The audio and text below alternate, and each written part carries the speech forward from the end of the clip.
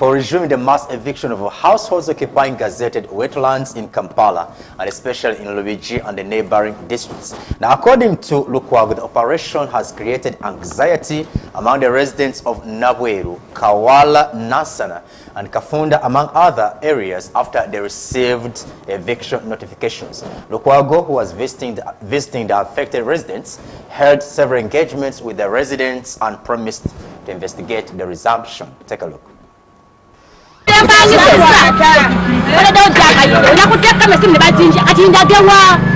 On 30th August, the National Environment Management Authority NEMA announced that the authority would resume its operations on wetlands in full swing. The announcement followed a long grace period and an outpouring of criticism and petitions by the affected communities. The evictions were launched back in May to restore degraded wetlands, with a target to restore up to 5,025 hectares of land. In July, NEMA was forced to halt the eviction after receiving multiple petitions from the communities that claimed being wrongfully issued with eviction notice. At the time of the suspension of the evictions, over 214 houses had been razed down out of the 315 which got restoration orders around the Lubigi wetland area. Last week, the operations resumed and it affected residents along Kawala Northern Bypass with nursery beds. Today, the Lord Mayor Salong Elias Lukwago, together with his team, attended a meeting organized by the local leaders to understand what is going on. However, the meeting was disrupted by the police for no good reason.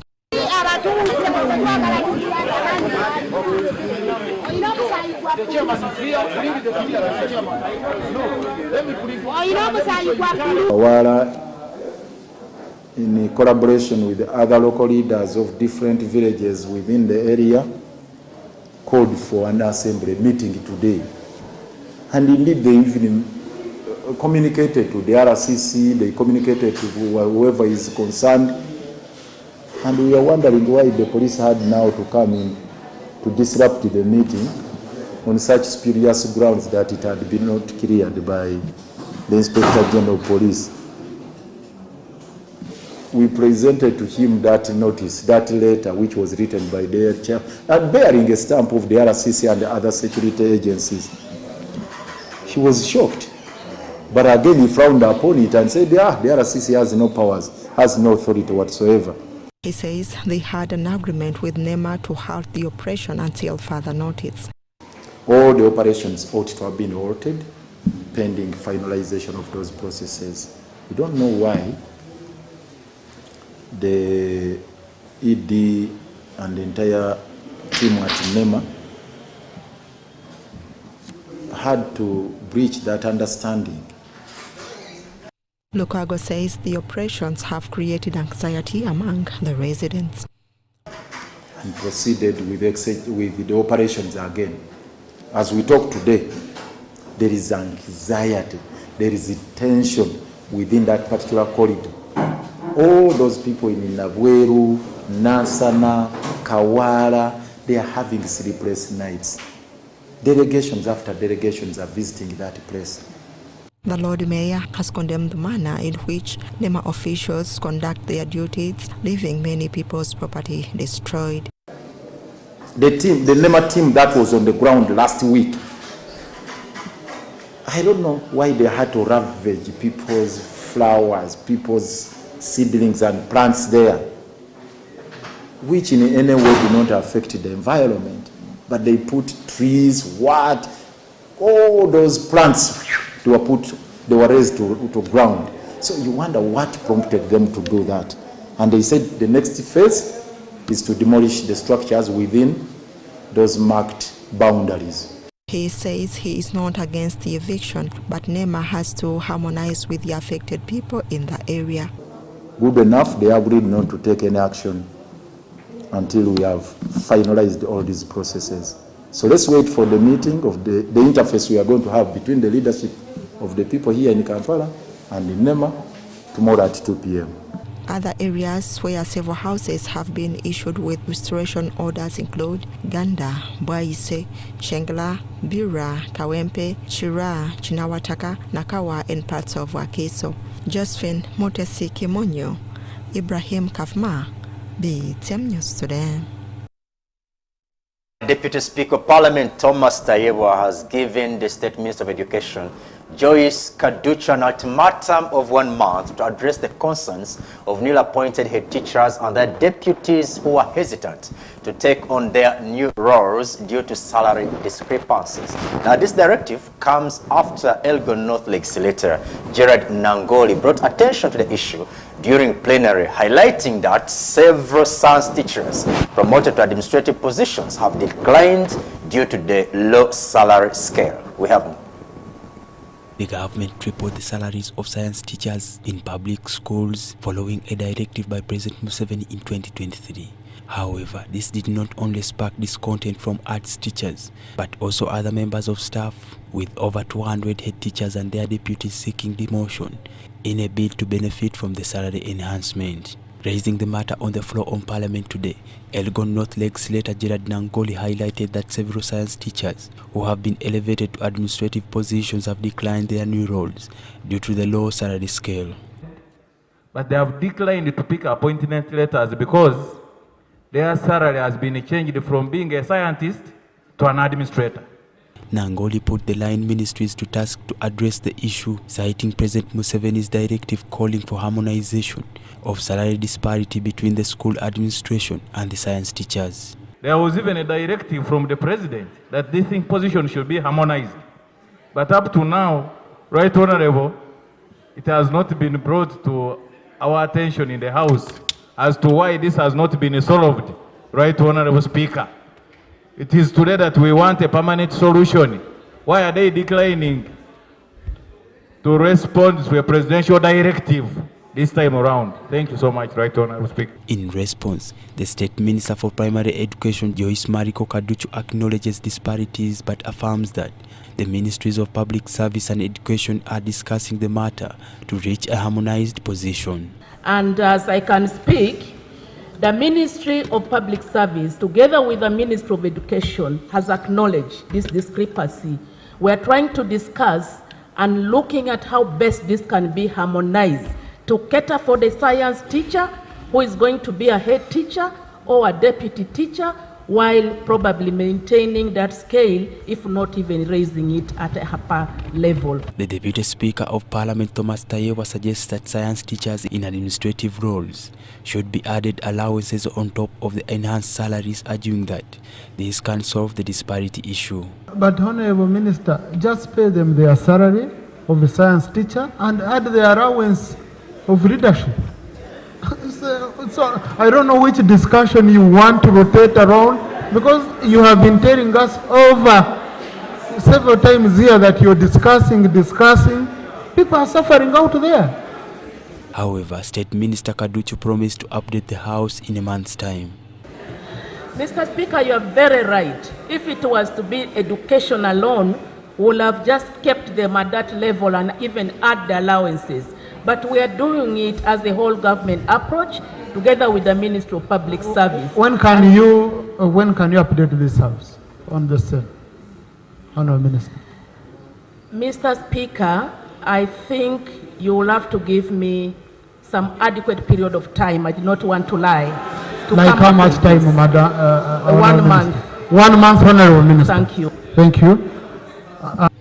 John William Ogenda, Freddy Chris Chisawo for BTM News Today. On the Parliamentary Committee on Health has today inspected the Kaleri Abattoir to assess the hygiene and related challenges in this slaughterhouse. Now, during the visit, Shadow Minister for Health Lulume Baiga highlighted that the delay in planning has hampered the abattoir's efforts to enforce cleanliness and sanitation, thus the potential to be certified as a modern abattoir. Take a look. The Kaleri Abattoir is one of the many abattoirs that supply beef and other forms of meat across Kampala and neighboring areas. However, this place is not exceptional to the many businesses that have cried foul from Kampala Capital City Authority for its way of operation in enforcement. Vet is trying to forget us. I've been sitting in all the veterinary, UVAB, whatever. I don't know what is happening these days. What you see here is a dream of a very big modern abattoir. I've traveled in Europe. I've seen the abattoirs how they operate. Kampala State Council has been almost a bit blocking us, but we are coming to an end. He knows we go and we meet and we sign a contract joining us together. According to Captain Dennis Obresaz, one of the leaders from the slaughterhouse, says they have plans to develop the abattoir, but are delayed by the clearance from the KCCA medical team. He says they have offer worth 2 billion Uganda shillings from the World Development Bank, with an opportunity of further funding, but only waiting for government's approval. I appreciate you, and let us continue to work together. It's going to help us, and soon and very soon, like the social media road, you will have a modern, acceptable abattoir in Kampala State Council. Dr. Lulume Bayiga, the Shadow Minister for Health, highlights that the delay in planning has slowed down the abattoir's efforts to enforce cleanliness and sanitation, thus reducing its potential to be certified as a modern abattoir. But we think if at all they do the requisite things they are supposed to do and City Council approves it as an abattoir, they have the potential to get the necessary amount of money in order to convert this into a modern abattoir and employ as many people as possible. But at the same time, to ensure that we get the quality meat which can be consumed by everybody without fearing to catch infections, but at the same time to put it on an international market and it could be acceptable. The legislators also acknowledge the challenges faced by the abattoir, notwithstanding the sanitation and hygiene gaps, and pledge to address some of the challenges on the floor of Parliament. As a health committee, we are going to work with the team and the KCCA to see how best we can address some of these challenges.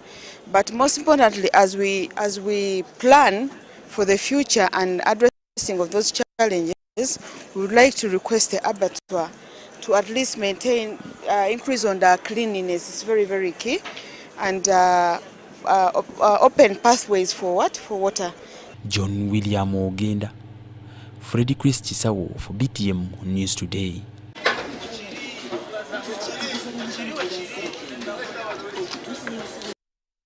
Minister for Energy and Mineral Development, Honorable Ruth Nankabiru, has urged Parliament to support more investment in last-mile electricity connections to support Uganda's value addition agenda. Now, Nankabiru said this in response to concerns raised by Arua City Woman Representative Honorable Maureen Osoro about the distribution of power lines to trading centers, markets, and churches in the West Nile sub-region. Take a look.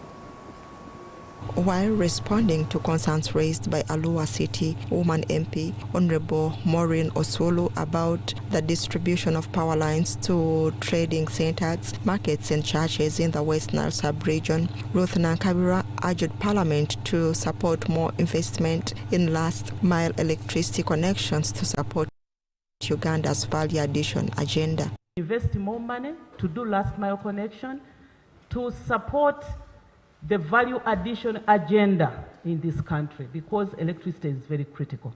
The second point she has raised is about the affordability of electricity. When you connect West Nile to the national grid. She also asked the minister to clarify the affordability of electricity access in the region. However, Right Honourable Speaker, WENRECO has done a lot, but not enough. We still have issues with distribution of power lines to most of the centers, trading centers, the markets, churches. That means the power that you've been using generated from HFO is going to be cheaper. The power from national grid is going to be cheaper. The minister said the electricity tariffs have been reducing over time as announced every January, which she added will benefit the end users in the long run. Than the one you've been using generated from HFO.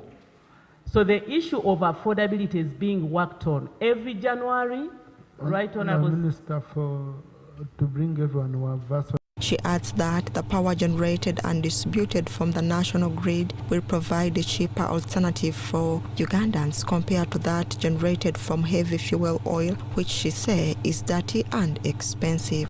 On board, what is HFO? Heavy fuel oil. Heavy. Heavy fuel oil. It's a very dirty oil, and power that comes from that dirty oil is expensive. Thank you. Every January, Right Honorable Speaker, we announce the tariffs. And for the last 4 consecutive years, we've been announcing reduced tariff.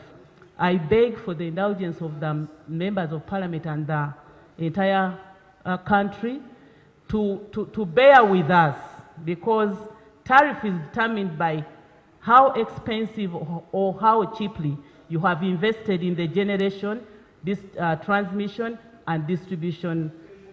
On Saturday, 3rd August 2024, Museveni officially commissioned the 132 kilovolt Kolegulu-Nebia-Arua transmission line, which connected West Nile to the national grid.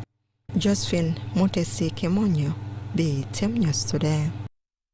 Content creators and artists have been urged to protect and copyright their work for economic benefits. Now, this call was made by the Uganda Registration Services Bureau during a media engagement in Kololo today. Officials say content creators are not recognized and do not earn from their sweat, which duplicates their efforts. Uganda is a vibrant community of content creators, news agencies, artists, producers, filmmakers, and many more. The 315 radio stations, 30 television stations, 60 print publications, and over 70 online publications in the country depend on content creation, but most of these do not own their content or do not pay for the content they access because of lack of awareness. Creators, key players in this economy. Pirated content and how it stifles the growth of the economy and robs creators of their innovation rights. These are very important media stakeholders. We have you in the room. The crucial role that you play in ensuring that IP rights are protected, giving the creators the rewards that they deserve. With the rise of digital revolution, content creators have been popularized, but there has been an emergence of misinformation which needs to be dealt with, says Alex Anganya, the Deputy Registrar General at URSB. Misinformation is another challenge that has been amplified in the digital age. As media professionals, you have the power to influence how information is perceived and understood. So you can choose to distort or communicate the right thing. That is in your purview. But why we call you here is to avoid that aspect of misinformation. Let the public get the right information. Let the creators, the innovators, the inventors benefit from their works. URSB plays a crucial role in protecting creators' hard work through the intellectual property system that involves the creation of the human mind. This supports innovation and creativity, economic growth, foreign direct investment, and sustainable development. According to Mark Tugume, the senior officer of intellectual property at URSB, different forms of intellectual property can be designs, logos, geographical indications, and among others. Briefly, what IP is. IP, these are creations of the human mind. What you create in your mind and then just put out to the world. Write it down, you perform it, you sing it, you invent it, but it all starts from the mind. That is intellectual property. And these are the fruits of your creativity and innovation. So intellectual property, like it says, is actually property. Like you have a car, like you have a house, like you have land, it is property. Tugume says creators have a right to control what they create, but only if it's an original property. Copyright is the legal right. It's a right that gives creators of original works, like books, music, and films, control over how their works are used. That's simply put. Somebody creates something and they have control over how that work can be used. Original in this case does not mean the work has to be completely new, okay? But you have to have had some sort of labor, some skill that you put in, some kind of hard work that you put into creating this work. So that's what, in this case, original means. And it should be recorded or written down. With most content creators lacking knowledge about these services, they are advised to register with collective management organizations like Uganda Performers' Rights Association, Uganda Registrars of Rights Organization, Uganda Federation of Movie Industry, and others. These enable monitoring members' works, collecting and distributing money, and negotiating contracts. There is Euro here, help you. And there's also UFMI. These organizations are authorized by government to collect and distribute royalties on behalf of corporate owners. That is their job. Collect, and when they come to you, don't start saying, who are you? Are you thieves? Who has sent you? We have given them that permission. And that's the message you should communicate to the public. If the public complies, you also will benefit. All of you will benefit because your business is copyright. Your business is not news. It is copyright. And that's why you see in America, news organizations have survived more than has been here because they've adapted to the use of copyright. It's very important for you in this room. And it's really called Piracy Untells Our Stories. Global piracy statistics reveal a concerning picture. Pirated video materials garners over 230 billion views annually, with more than 80% of global online piracy attributed to illegal streaming views. This translates to significant losses, with digital video piracy costing the U.S. economy $26.6 billion each year alone. Not only that, but government piracy also leads to loss of revenue, jobs, erosion of trust, and consumer risks. There is a need to sensitize the public on the dangers of infringing on someone's hard work as media stakeholders. Serena Naguja, BTM News Today. So that once we let him go, he does not leave anybody hanging. On the head of State House Investors Protection Unit, SHIPU, Lieutenant Colonel Edith Nakalima, I beg your pardon, Colonel Edith Nakalima, has rallied academicians to find lasting solutions to the recurring burden of youth unemployment in Uganda. Now, according to Colonel Nakalima, the rampant unemployment rate in Uganda is exacerbated by corruption levels and the failure of the youth to access policymakers. Needs concerted efforts to all stakeholders to find both short-term and long-term solutions to tame the likely outcomes. Now, the SHIPU head made the remarks during a meeting with academicians and other leaders at the unit's offices here in Kampala today.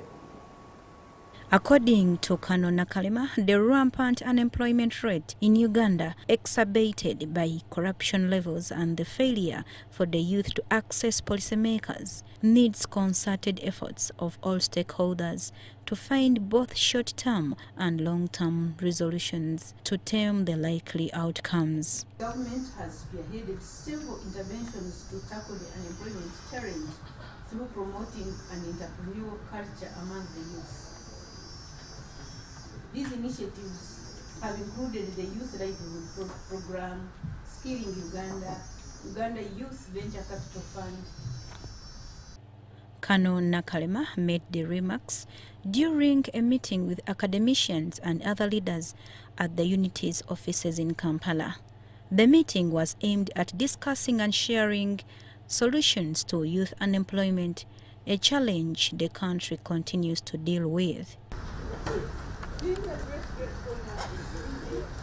The academicians included the Vice-Chancellor Kyambogo University, Professor Eli Katunguka, the Director General Uganda Management Institute, Dr. James Nkata, the Dean School of Management Science, Uganda Management Institute, Professor Gerard Kagambire Kareja, Mrs. Stella Chohaire, a lecturer at Uganda Management Institute, Mr. Adrian Bainebyabo, also from Uganda Management Institute, and the Honorable Fred Ruhindi, who is the PRO Bono Legal Advisor at the State House Investors Protection Unit. This unemployment needs to be institutionalized.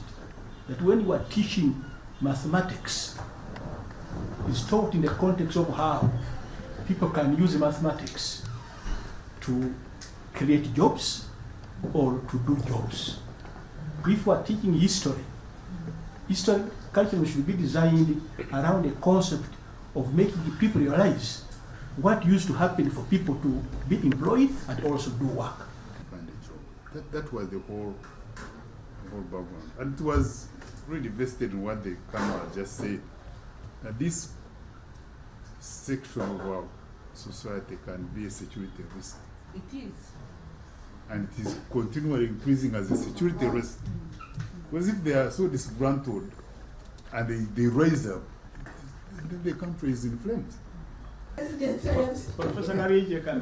Maybe this principle in the short term can be applied to a number of other government interventions to ensure that there is a quota, that affirmative action that specifically increases youth inclusiveness.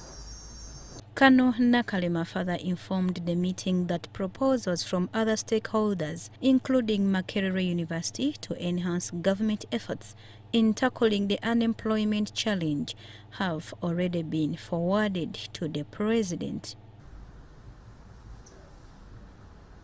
His Excellency would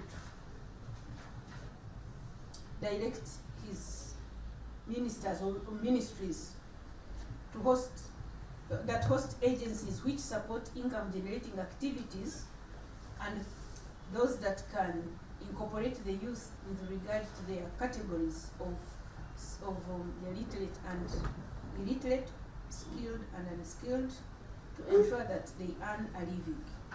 Among the proposals was to mobilize the youths into categories: the literate or skilled and unemployed, and the second category of illiterate, unskilled, and unemployed, who seem to be a dangerous group. The meeting is among the series of engagements Kano Nakalema has had with various stakeholders, including youth leaders, the business community, among others. According to Kano Nakalema, after studying the proposals, President Museveni is expected to meet the youth leaders in October to discuss the issue in order to have a landmark contribution towards creating an environment where the youths can thrive and contribute towards economic growth. It's an artistic impression. From that section, members of parliament has called on the government to implement long-term solutions to address recurring natural disasters in Uganda, with particular concern over the frequent flooding of the river Nyamamba in Kasese district, which overflows its banks at least 3 times annually, resulting in loss of life and property.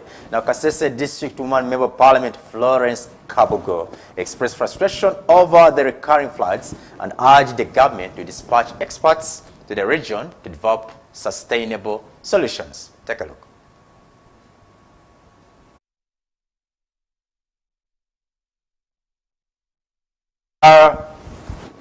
We shall come back to that story later if time allows us, but let's now look at this. The authorities have recovered 2 rifles from Karachuna warriors who were found in Kanawa West Division during a joint operation between UPDF leaders and Kotido district officials. Now, these warriors were in possession of guns which had become a security concern in the region. More details to follow.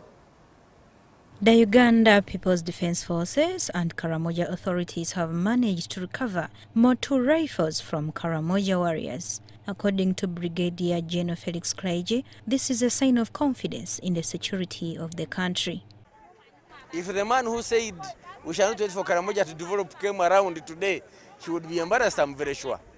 So for me, I'm very proud of the work of the 3rd Division under the leadership of Major General Don Nabasa. They have done a tremendous job. Together with the previous commanders, we have built a stable Karamoja that everybody is priding in. You have just witnessed 2 guns are being handed in by Karachunas. That's already the testimony that people have confidence in the security they have, they can surrender the guns. So I'm very, very proud of what our young men and women have done to restore peace in Karamoja. Minister for Karamoja Affairs, Peter Lokeris, explained that the government's plan is to encourage warriors to surrender their guns in exchange for support, including housing, agriculture, training, and livestock. What is it?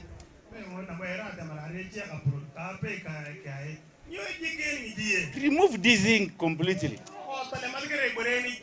so that we allow the police to move forward. I am talking with a lot of power because I know I'm your father. Not even as a minister.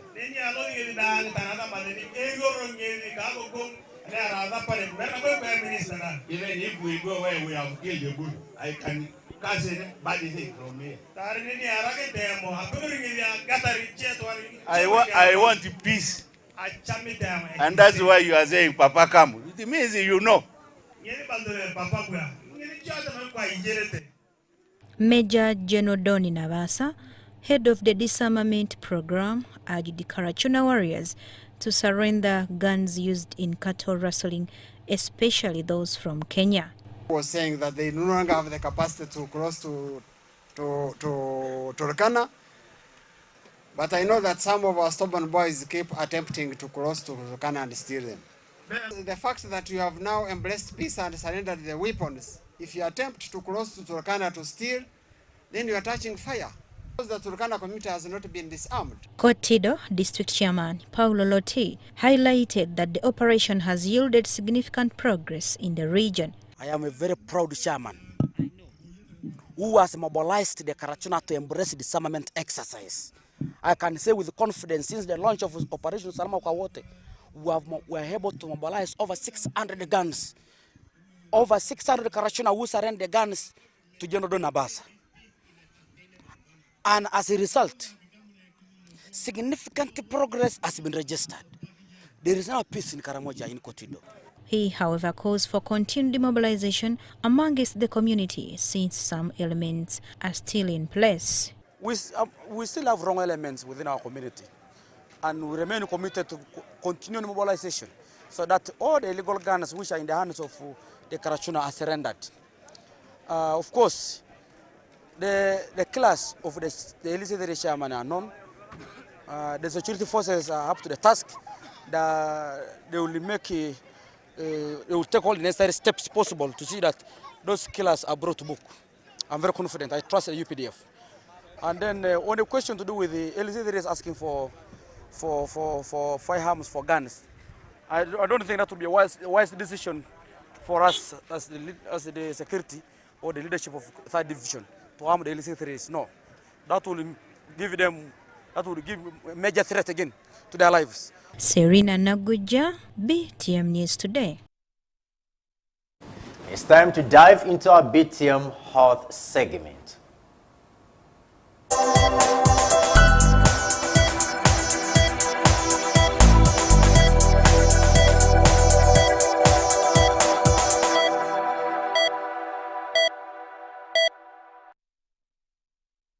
BTM Health today, we're looking at the benefits pregnant women would derive from eating oranges. Take a look, listen and learn. Oranges, are a rich source of antioxidants and several vitamins and minerals, and most people enjoy the fruit for its sour-sweet taste. Rich in nutrients essential for the mother's health, oranges offer great benefits during pregnancy, from strengthening immunity to aiding in fetal development. These round spongy bowls are a great addition to an expecting mother's diet. Eating oranges can be tasty and beneficial to support maternal and fetal health throughout pregnancy. Is it okay to have oranges during pregnancy? Yes. You can include citrus and nutritious fruits such as oranges in the pregnancy diet. Oranges contain essential nutrients such as vitamin C, calcium, folate, magnesium, phosphorus, and potassium. Further, the fruit's high water content promotes overall well-being and hydration. Oranges are a good source of folate essential for developing the neurotube in pregnant women. A good supply of folate is required throughout the pregnancy. Nausea or morning sickness may lead to nutrient deficiencies. Oranges are an effective way to replace lost electrolytes during an illness. Pregnant women are advised to stay hydrated. Oranges can replace a daily deficiency of water in the diet. Several nutrients present in oranges facilitate the growth and development of the fetus. They nourish the brain, bones, and spinal cord during the pregnancy. Eating oranges might help to maintain normal blood pressure, an essential consideration in averting difficulties during pregnancy. Orange consumption is a neutral way to reduce the risk of anemia and other related reproductive health problems. Pregnant women should consume at least 85 milligrams of vitamin C every day. Consume an appropriate amount during the day's course to avoid overloading the vitamin C intake. Oranges are good for health, but excessive consumption can cause acidity and heartburn. BTM Health for BTM News Today.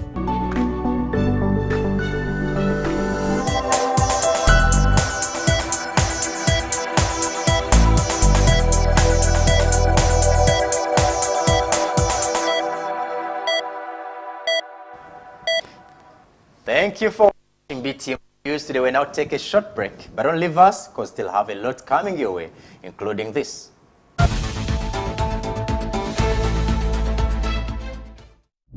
Still to come, Nigeria will start importing milk and coffee from Uganda. To see, and then of course when I have seen, to see where we can work together. President Museveni was one of those. And Lebanon has been hit by deadly device explosions.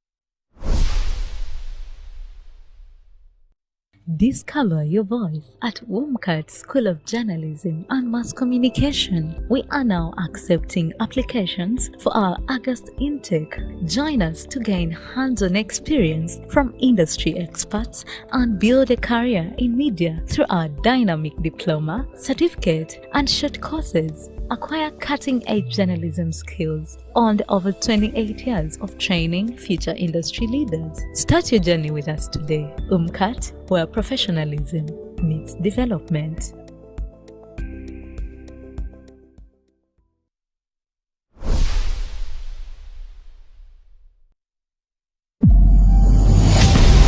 uliyunganika kasadoozi lyo wetaaga okutumbula ekitone ky'omukuyimba kano kekasiireko BTM TV akuletedde Raise Your Mic yimba ate ensonga za kuyimbira ku live band nga abawanguzi bakwewangulya ebirabo eby'enjawulo okuli obukadde bw'ensimbi 5 pikipiki kapyata okulikodinga nyimba mu audio ne video n'ebirabo ebirala bingi obwetaba mu Raise Your Mic genda ku simu yo nyiga *247*407# olondeko option ya Raise Your Mic olondeko option ya participate osindike message buterevu ojja kuba weetabe mu auditions wano ku BTM TV abaana babayiseemu ku mutendera oguddako bakulondebwa abalabi bafe aba BTM era beewangulira ebirabo biwugiddwa Simba Automotives ne bikutuusibwako BTM TV.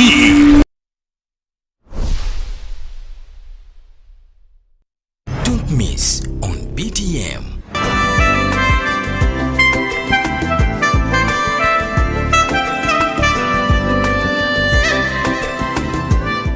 Ladies and gentlemen, we're excited to bring you a brand new show titled Jazz with Cyrus. Have you desired to listen to saxophone music, flute music, harp music, trumpet music, keyboards? There'll be lots of guests, there'll be lots of music and fun and inspirational talk. Join us every Friday, 6 p.m. with Miss Cyrus.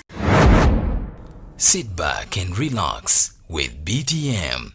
We transform.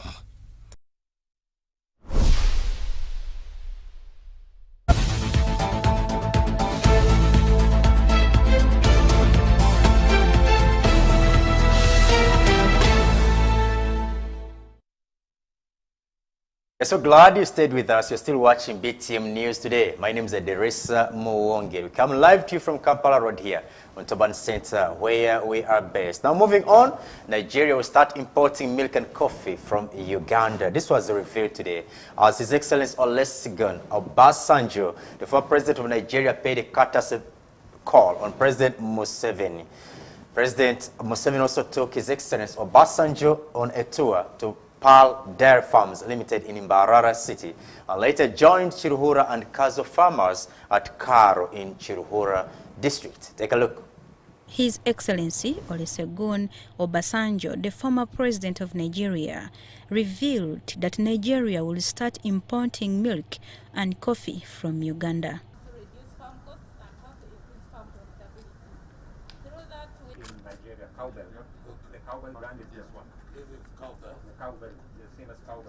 And this is now skim milk. What do you add here? A vegetable fat, palm oil. Palm oil. He revealed this while he paid a courtesy call on President Yoweri Kaguta Museveni earlier today.